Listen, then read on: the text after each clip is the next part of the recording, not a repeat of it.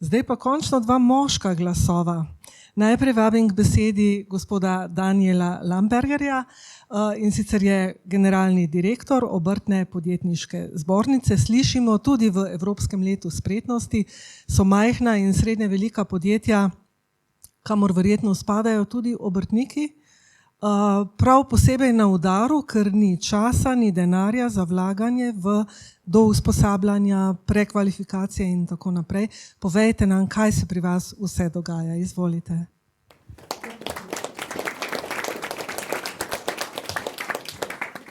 Najlepše hvala in seveda lep pozdrav tudi v imenu Obrtno-podjetniške zbornice Slovenije. Ja, zdaj po vseh teh prezentacijah in informacijah je seveda težko karkoli posebej novega povedati, tako da bom začel tole, da se s vsemi svojimi predhodniki absolutno strinjam in čestitam za njihovo res odlično delo. Pa vendar, ko govorimo o kompetencah, izobraževanju in tako naprej znotraj gospodarstva, mi dovolite, da vseeno en kontekst vse skupaj postavim. Slovensko gospodarstvo je izredno razdrobljeno, hkrati tudi izredno drobno, in v Sloveniji imamo 98,8% malih in srednjih podjetij, znotraj tega je več kot 90% malih podjetij in velika večina teh malih podjetij je mikropodjetij, se pravi do 10 zaposlenih. In pri njih je zaposlenih 50% vseh zaposlenih v gospodarstvu. In zakaj to postavljam v kontekst? Zato, da boste razumeli, da ko govorimo o raznih kadrovskih službah, izobraževalnih in tako naprej, v 50% vseh zaposlenih v gospodarstvu mi imamo eno osebo, ki je kadrovnik, finančnik, razvojnik, dela 2 šihta in tako naprej, tako da tem ljudem resnično vsi tisti, ki se ukvarjate z izobraževanjem, z raznimi politikami, tako naprej, vendarle mislim, da si zaslužijo v državi bistveno več, razumevanja, ker so seveda tudi sami velikokrat na nek način surovi in takšni, razumevanja, posluha, več dela z njimi in tako naprej. Tako da tukaj bi nekako vse skupaj postavil v ta kontekst, kar se tiče slovenskega gospodarstva in veščin. Zdaj, kar se tiče obrtnikov, popolnoma jasno je, da obrtniki brez tega, da bi imeli posebne afinitete do kompetenc, do znanja in tega, pač danes več tukaj ne bi bili. Tako da to je pravzaprav v osrčju vsakega obrtnika. Obrt je tukaj že stoletja in tudi verjetno stoletja bo, tako da ne bi preveč besed izgubljal v tem kontekstu, kakšen odnos vsak obrtnik do tega tudi goji. Mogoče je velikokrat, zdaj, ko je veliko modernega govora o temu, pravzaprav na področju obrtništva, pa kompetenc, pa znanj, pa kateri poklici bojo in tako naprej, bi samo opozoril, da zdaj v zadnjih dneh, ko spremljamo umetno inteligenco in vse skupaj, ko se te stvari na glavo postavljajo, zelo ugotavljamo, da so se nekatere napovedi o raznih informatikih, multimedijskih strokovnjakih, grafikih in tako naprej vse postavljajo na glavo in ugotavljamo, da tisti poklici obrtniki pa pravzaprav so zelo tradicionalni, umirajoči, nič od tega se jih ta umetna inteligenca posebej ne dotika in bojo še kako potrebni. In tisto, kar mi včasih z veseljem tudi na zbornici povemo, čeprav velikokrat bo okletno, v tem trenutku so tudi poklici, kateri se da precej dobro zaslužiti, kar verjetno tudi vsi veste, ki imate opravka z obrtniki. In še bolj verjetno bo, če ne bomo vsi skupaj strnili vrste in marsikoga navdušili za te poklice, ki so danes postali tudi zelo digitalni, zeleni in tako naprej. In točno s tem se mi pravzaprav na zbornici ukvarjamo. Zdaj, kar se tiče, kar počnemo. Počnemo seveda formalna in neformalna izobraževanja. Zdaj na področju obrtno-podjetniškega zborničnega sistema jasno poznate, da se vas ne bi preveč z našo vlogo v družbi bremenil.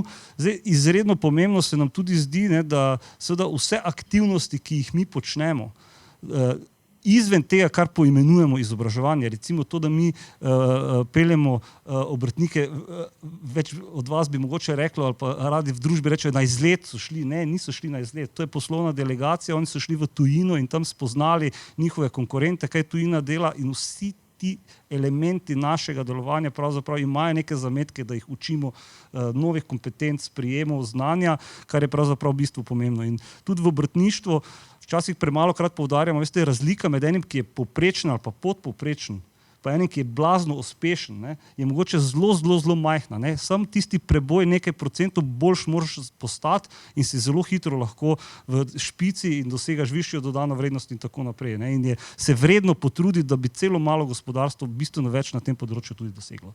Zdaj, kar se tiče aktivnosti, formalna izobraževanja, ki jih imamo, delamo razne NPK-je, delamo mojstrske izpite, to sami poznate, delamo razne kvalifikacije, ki jih zakonodaja zahteva, da jih posamezni obrtniki imajo in spadajo tudi pod neke vrste javna pooblastila, ker pač podjetje brez tega ne more opravljati svoje dejavnosti. In tukaj bi seveda rad povedal, ker ste tukaj predstavniki izobraževalnih inštitucij, absolutno sem mnenja, da tudi na zbornici pri vseh teh aktivnostih obstaja prostor za izboljšave, tudi pri nas. In seveda vsi vabljeni, ki bi želeli z nami sodelovati, dodati kaj k našim izobraževanjem, smatrate, da bi skupaj lahko naredili več na tem področju, naša vrata so odprta in veseli bomo vsakega sodelovanja in nadgrajevanja tega, kaj tu počnemo. Zdaj, kar se pa tiče neformalnih izobraževanj, da boste malo dobili občutek, zdaj mi samo na centrali, tukaj v Ljubljani, cirka 150 izobraževalnih dogodkov naredimo, oziroma različnih usposabljanj, v celotni zbornični mreži pa čez 2000. Ne. Mi smo zelo tudi razdrobljena mreža po Sloveniji z našimi 62 močnimi zbornicami, kjer tudi mi kot centrala izvajamo nekatere aktivnosti, tako da tega je res ogromno. Mi jih pravzaprav niti ne štejemo več, ker se po nekaj dogodkov na dan na vsaki od 62 zbornic dogaja, tako da tega je res ogromno. Zdaj pa tisto, kar je glavna zadeva tukaj. Ne? Se pravi, kakšni so trendi in zahteve. Zdaj, jaz ne bi rad govoril, da prihajamo iz krize v krizo in tako naprej, kot je velikokrat govora, ne? Ampak dejstvo je, da se obrt, drobno gospodarstvo in tako naprej nahaja v nenormalnih, hitrih, spremenjajočih se okoliščinah, ne? Ima izredno izzivov in tukaj bi nekako na dve veji razdelil, kje mi spodbujamo te kompetence. Ena seveda je, da vsaka obrt in tako naprej potrebuje in vsak mali podjetnik iz področja svojega dela in posla napredovati. Se pravi, rabi kompetence, kako delati z novimi stroji, kako se digitalizirati, kako uporabljati umetno inteligenco. Ne boste verjeli, pri nas vse branže zahtevajo, da v izobraževanja, ki jim zdaj dajemo tako imenovano umetno inteligenco, kaj lahko se oni z njo pomagajo in tako naprej, ko si marsikdo misli, da je to zdaj za njih znanstvena fantastika, pa daleč od tega, ne, že ogromno jih piše razne ponudbe in tako naprej preko tega. Ampak na drugi strani, kaj je pa bistveno še večji izziv, kjer pa nujno potrebujemo tudi seveda absolutno več vložka v to, da spodbudimo te kompetence pri teh ljudeh, ki so sami v vlogi, kaj bi rekel, v tej vlogi, da jih morajo nekako pridobiti. To pa je, da zakonodajni okvir je tudi takšen, oziroma poslovno okolje, ki je nenormalno hitro razvijajoče v zadnjem obdobju in zahteva od njih, da dejansko pridobijo nekatere kompetence, veščine, s katerimi se prej niso ukvarjali. Noben obrtnik, mali podjetnik se prej ni ukvarjal s tem, da bo on trader na področju električne energije. Ne. Danes dejansko mora te kompetence imeti, ker brez tega bo nekonkurenčen, ker je to neko področje, ki se je v enem letu pojavilo in če ga ne osvojiš, ne daš. Zdaj tisti, ki smo gospodinjstva, s tem se ne soočamo, ker imamo regulirane cene, podjetniki pa prej se tudi niso, ker enostavno so bile te tako niso to knihale. Ne. Danes pa razumete, je stvar takšna, da dejansko si potreben biti tam, spremljati to in teh kompetenc noben od njih nima. In je pomembno, da jih usvoji. Potem recimo samooskrbnost in tako dalje.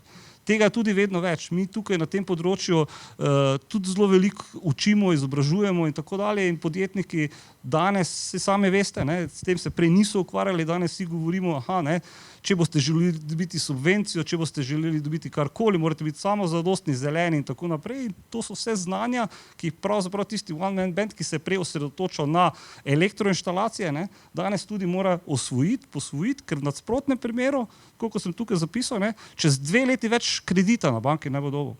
Ker je banka danes tem obrtnikom poslala, da morajo izpolniti formular, katerega ne znajo niti prebrati, kaj oni na področju zelenega prehoda, digitalizacije, zelenih delovnih mest in tako naprej delajo, uporabljajo, da bodo sploh lahko naslednjič, ker bo to njihova kaj bi rekel, risk ocena, ne, ko bo šla vloga za kredit, bo risk tudi ta ponder upošteval. Ne. In to so vse stvari, veščine, kompetence, ki jih nekdo niti 3 leta nazaj še ni razmišljal, da bo jih mogel nekomu tako one-man bandu dajati. Ne. In tukaj absolutno tudi smo, tako kot sem rekel, novi materiali, dizajn, novi poslovni modeli, to je nekaj, kar pravzaprav spada v njihov krogotok dela in je bolj naravno, da se oni s tem ukvarjajo. Ne. Ampak te področje poslovnega okolja, te administrativne zahteve po teh stvareh je pa nekaj, kar bomo vsi skupaj mogli bistveno več vložiti v to, da te ljudi izobrazimo, da tudi do tega afiniteto pridobijo in tako naprej, tako da nas čakajo zelo veliki izzivi.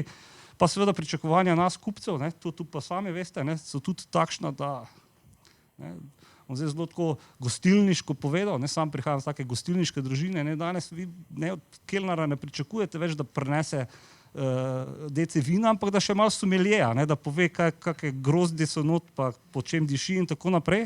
Tako da in enako velja za vse ostale poklice. Ne.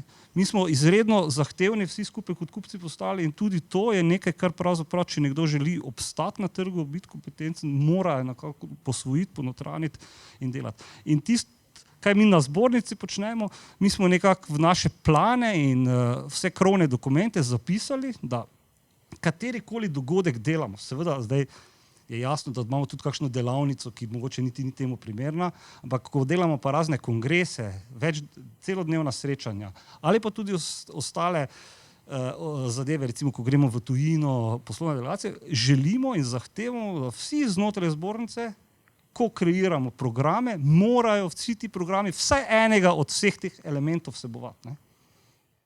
Če smo prej včasih tradicionalna znanja gojili pa učili, ne, pa je podjetnik, ne, mislim, ko smo dali, kako odpustiti delavca, ne, je bila polna dvorana, ne, pa imel 2 zaposlena, pa še ful jih je na novo rabo, pa je prišel to poslušati, ne, ali pa davke, ne, pa mogoče je najprej treba biti zelo uspešen, da sploh dosežeš, da pride do davčne osnove, ampak danes pravzaprav so ta izobraževanja, seveda so še, ne, ampak so bistveno manj atraktivna, bistveno manj hodijo poslušati, tudi tu smo se spremenili in tista naša zaveza že deluje. Ne. Pri vseh naših programih boste najdli tudi, se pravi, pozornost, da podjetniki, obrtniki, tisti, ki jih 50% zaposlujejo v gospodarstvu, usvojijo te stvari, ker samo na ta način bo pač lahko naprej prosperirali. Ne. Jaz bi za tem zaključil. Zdaj, kar se tiče za boljši jutri, tudi mi si prizadevamo na zbornici, poklicna orientiranost, karierna orientiranost in tako naprej je bila veliko dana, mi seveda zelo veliki promotor poklicnega izobraževanja smo, tukaj imamo en velik izziv v državi, da je to treba pač enostavno modernizirati, postaviti na drugačne temelje in hkrati seveda tudi neko celostno vseslovensko imidž kampanjo narediti, zato da bodo se nekateri mladi, ki mogoče zdaj dosegajo dobre rezultate v osnovnih šolah, ne, če bi mi te šole povedali, da bodo ti poklici v bodoče zelo moderni, tehnološki, zeleni in tako naprej, se tudi tja odločali. Če sem malo plastičen, tako kot ste sami zavili, da skušam biti, ne, zdaj, ne, za avtomehanika pa v šolo, ki se imenuje Bronx, ni tako enostavno dijaka dobiti, ki ima dober poklic. Ne. Mislim, dober uspeh. Ne. Ampak veste, čez 5 let, ko bi ne vsi imeli električne avtomobile, ne, bo ta poklic verjetno v eni hali z računalnikom, mogoče celo nadaljavo, da boš ti te stvari počel in je enostavno se s tem treba soočiti in škoda bi bilo koga, ki ima pa afiniteto do tega in bi se želel s tem ukvarjati, zgubiti, da v nekaterih drugih poklicih samo zato, ker je zdaj zelo dober v šoli, ker bo tam tudi potrebno biti tako dober. Ne. In se vrnem nazaj, ne, pa tudi primerljivo bo tudi slej ko prej plačan. Ne, v tem poklicu. Jaz bi s tem zaključil. Hvala lepa, pa nadaljujemo v razpravi. Hvala.